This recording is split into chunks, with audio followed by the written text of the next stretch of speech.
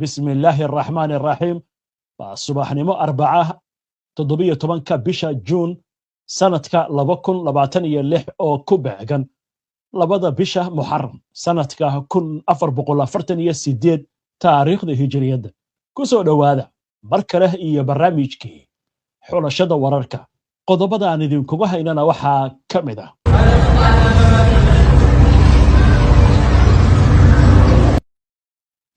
ciidamada Israa'iil oo bilaabay inay isku sii ballaariyaan marayka Gaza iyadoo la fulinayo qorshe Netanyahu uu ku doonayo in lagu qabsado 70% dhulkaas Falastiiniyiinta. Sirdoonka Maraykanka oo shaaciyay in Iiraan ay haysato hub ka awood badan bam nuclear ah kaas oo lagu tilmaamay halis aad u weyn. Haddaba muxuu yahay hubkani ka muhiimsan nuclearka ee Iiraan gacanta ugu jira? faahfaahin ayaan idinkaga haynaa. wasiirka mayalka adag ee maaliyadda Israa'iil oo si cad u sheegaya inaysan ciidankooda ka bixi doonin Lebanon inkastoo Iiraan xalay ay jeedisay digniin ku aadan arrimahani. Israa'iil oo ka walwalsan in 60 maalmood ee ay soconayaan wajiyada xiga ee wadahadallada Iiraan iyo Maraykanka in Iiraaniyiintu uga faa'iideystaan inay soo gaabiyaan waqtiga ay ku samaysan karaan hub nuclear Gaza halkaasi oo la sheegayo ciidanka Israa'iil inay wadaan isballaarin waxaana arrintan salka ay ku haysaa siyaasad uu soo bandhigay ra'iisul wasaaraha Israa'iil Benjamin Netanyahu. aynu eegno wararkii ugu dambeeyay ee amuurahan laga qoray. ciidamada Israa'iil ayaa waxaa lagu soo warramayaa in ay isku sii fidinayaan deegaano ku yaalla waqooyiga Gaza waxaana dadka lagu amray inay ka qaxaan guryahoodii. ciidanka ayaa waxa ay gacanta ku hayaan xilligan 60% jiida Gaza iyagoo shacabka ku amray inay ka baxaan deegaanada ay ku nool yihiin isla markaasna waxay burburinayaan dhismayaashii harsan. ra'iisul wasaaraha Israa'iil Benjamin Netanyahu ayaa 28 bishii May waxa uu ku celiyay in ciidamada Israa'iil uu ku amray inay gacan ku hayntooda gaarsiiyaan 70% dhulka Gaza. goobjoogayaal ku sugan koonfurta Gaza ayaa sheegay in maalmihii la soo dhaafay ciidamada Israa'iil ay sii ballaariyeen aagga waxa loogu yeero aagga jaalaha ee ay maamulaan gaar ahaan bariga Khan Yunis iyo waqooyiga Rafah halkaasi oo lagu arkay calaamado cusub iyo dhagaxaan waaweyn oo shubah oo ay dhigeen ciidamada Israa'iil.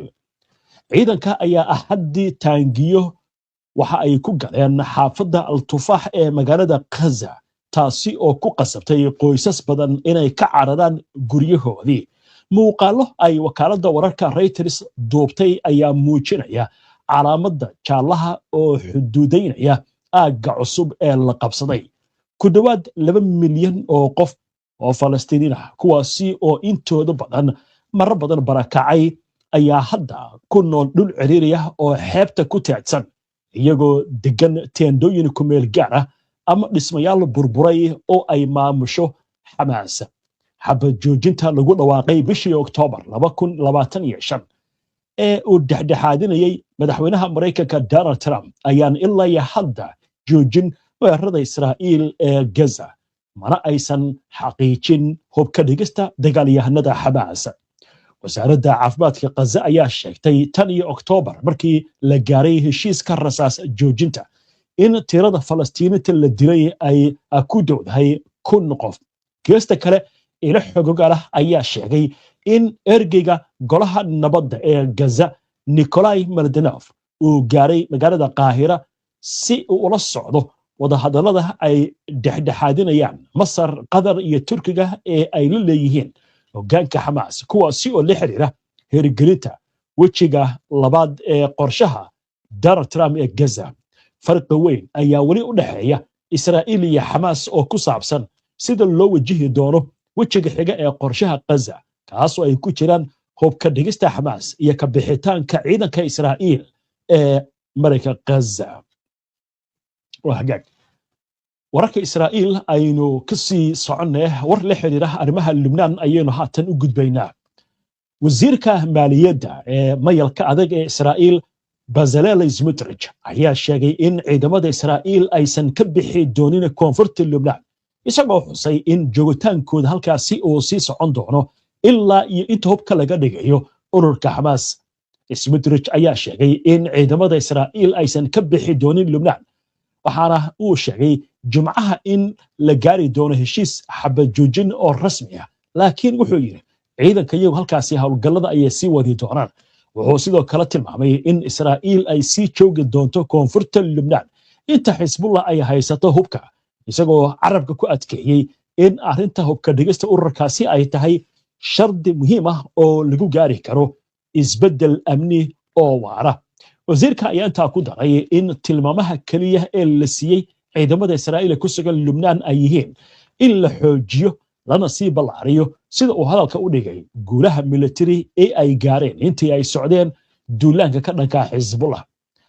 Hadaladan ayaa imaanaya xilli weli ay taagan tahay xiisadda u dhaxaysa Israa'iil iyo Xisbullah iyadoo dadaalo dhanka diblomaasiyadda oo caalami ah lagu doonayo in lagu dejiyo xaaladda ka taagan xadka u dhaxeeya Israa'iil iyo Lubnaan. habeennimadii xalay ciidanka ilaalada kacaanka Islaamiga ee Iiraan ayaa waxay ka digeen sii wadista Israa'iil ay sii wado weerarada ka dhanka ah Lubnaan waxaana ay ku hanjabeen in ay ka bixin doonaan jawaab adag oo xanuun leh. waa tahay waxaan u gudbaynaa goordhow wararkii ugu dambeeyay ee xiisadda Mareykanka iyo Iiraan iyo weliba war weyn oo ka soo baxay sirdoonka Mareykanka oo la leeyahay Iiraan waxay gacanta ku haysaa hub ka qatarsan nuclear. haddaba muxuu yahay hubkan ka qatarta badan nuclearka? waa hagaag waxaa la leeyahay war weyn baa soo baxay. sirdoonka Mareykanku waxay leeyihiin Iiraan waxay gacanta ku haysaa wax ka qatarsan hub nuclear. haddaba maxay yihiin waxaan aynu eegno warbixinadii ugu dambeeyay ee warbaahinta Mareykanku arrintan ay ka qortay. qiimeyn cusub oo ay sameeyeen hay'adaha sirdoonka Mareykanka ayaa muujinaya in Iiraan ay hadda gacanta ku hayso awood istiraatiiji ah oo ka qatar badan hubka nuclearka taas oo ah awoodda ay u leedahay inay xirto marinbiyoodka Hormuz marka ay doonto. sida telefishinka CNN ee Mareykanka laga leeyahay uu ka soo xigtay ila xogogaal ah qiimeynta sirdoonka Mareykanka ayaa waxay tilmaamaysaa in Iiraan intii uu socday dagaalkii ugu dambeeyay ay caddaysay inay si wax ku ool ah u carqaladeyn karto marinkaasi muhiimka ah kaas oo ah halbowlaha ugu weyn ee ganacsiga tamarta caalamka. mid ka mid ah ilaha la socday warbixinada sirdoonka ayaa u sheegay CNN in Iiraan hadda si dhaba loogu wareejiyey awood ay ku maamusho Hormuz taas oo ku tilmaamay hub ka awood badan bam kasta oo nuclear ah. wuxuu sheegay in dagaalkii dhawaan dhacay uu si weyn u bedelay sida Tehraan u aragto isticmaalka cadaadiska dhaqaale iyo marinbiyoodka ee mustaqbalka. warbixintu waxay kaloo intaasi ku daraysaa in Iiraan ay baratay inay si wax ku ool ah u beegsan karto kaabayaasha tamarta ee dalalka khaliijka taas oo noqotay awood kale oo istiraatiiji ah oo ay adeegsan karto haddii ay xaaladdu adkaato. Mareykanka ayaa lagu qasbay inuu wada hadallo adag la galo Iiraan si dib loogu furo marinbiyoodka Hormuz. arrintaasi oo muujinaysa saamaynta iyo awoodda cadaadis ee Tehraan ay weli haysato. sarkaal sare oo Amerikaan ah ayaa sheegay in Iiraan aysan heli doonin faa'iidooyinka heshiiska qaab dhismeedka cusub haddii aysan ilaalin fornaanta marinbiyoodka iyo qodobada kale ee lagu heshiiyey. sarkaalka ayaa intaasi ku daray in haddii Iiraan ay fuliso waajibaadkeeda la filin karo fududaynta cunaqabataynta balse Mareykanku uu sii haysan doono sida hadalka u dhigay kaararka cadaadiska. telefishinka CNN ayaa sidoo kale wuxuu baahiyey in Iiraan weli ay haysato qayb weyn oo ka mid ah awooddeeda military oo ay ku jiraan gantaallo, diyaaradaha aan duuliyaha lahayn, madaafiic iyo boqolaal doomood oo dheereeya oo loo adeegsan karo carqaladaynta maraakiibta ama dhigista miinooyinka badda. warbixinta ayaa xustay in Iiraan ay dib u dhis ku wado warshadaha difaaca si ka dhaqso badan sidii Maraykanku ay filayeen isla markaasna ay durba bilowday soo saarista diyaarad cusub oo drones ah. Geesta kale ila xogogal ah ayaa waxay sheegeen in haddii wadahadalada Maraykanka iyo Iiraan ay fashilmaan, Teheraan ay ka fiirsanayso waxa lagu tilmaamay ikhtiyaaraadka nuclear-ka dhaqaale, kaas oo ah in kooxda Xuutiyiinta Yemen lagu dhiirigeliyo xiritaanka marinbiyoodka Bab al-Mandab oo ah marin kale oo muhiim u ah ganacsiga caalamiga. Qiimayntan cusub ee sirdoonka Maraykanka ayaa sare u qaaday walaaca laga qabo awoodda Iiraan ee ay ku samayn karto dhaqaalaha dunida qalqal weyn mustaqbalka soo socda, xitaa haddii heshiis cusub lagu gaaro dib u furista marinka Hormuz. Maraykanku marka gacantu taagay waxaa la yidhi Iiraan waxaa lagu wareejiyey maamulka marinka Hormuz, wuxuuna ka daran yahay baa la yidhi bam nuclear. Waa hagaag intaa marka laga tago, Israa'iil indho walaac leh ayay ku eegaysaa heshiiska Maraykanka iyo Iiraan dhex maraya. Warbixin cusub oo ka soo baxday dhanka Israa'iil aynu eegno oo la xiriirta welwel oo soo food saaray Israa'iil. Telefishinka Kanal 12 ee Israa'iil laga leeyahay ayaa xalay baahiyey in Israa'iil ay ka cabsi qabto in Iiraan ay ka faa'iidaysato muddada 60 maalmood ah ee wadahadalada nuclear-ka ee ay la galayso Maraykanka si ay u horumariso barnaamijkeeda nuclear-ka, soona gaabiso waqtiga ay ku gaari karto samaysashada hub nuclear ah. Warbixinta ayaa soo xiganaysa saraakiil sare oo Israa'iiliyiin ah kuwaasi oo sheegay in heshiiska isafgaradka ee la filayo inuu qayb ka noqdo wadahadalada cusub uu siin karo Teheraan fursad ay ku sii wado hawlaheeda nuclear-ka iyadoo ay socdaan wada xaajoodyadu. Sida qiimaynta Israa'iil ay sheegayso, hogaamiyaha sare ee Iiraan Mujtaba Khamenei ma doonayo inuu gaaro heshiis kama dambays ah oo ku saabsan barnaamijka nuclear-ka.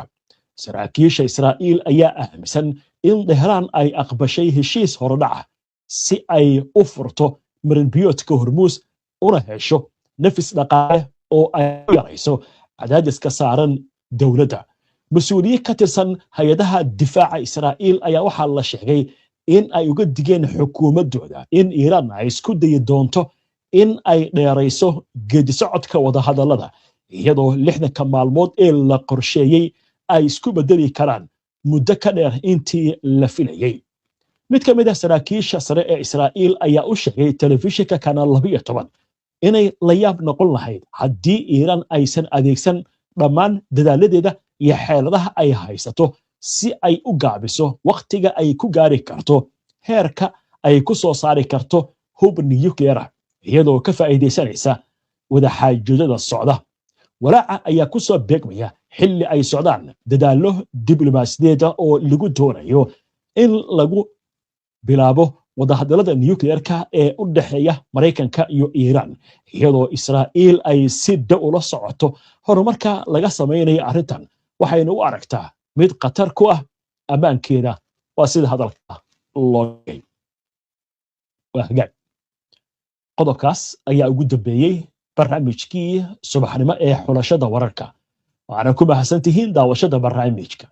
Si aad ula socoto wararkan iyo barnaamijyada iyo macluumaadka aynu soo gudbino, haddii aad ku cusub tahay baraheena bulshada ama horay aadan ugu xirnayn, hadda ku soo biir. Aynoo barnaamijka xiga insha Allah. Inta ka horeysa salaamullaahi calaykum waraxmatullaahi wabarakaatuh.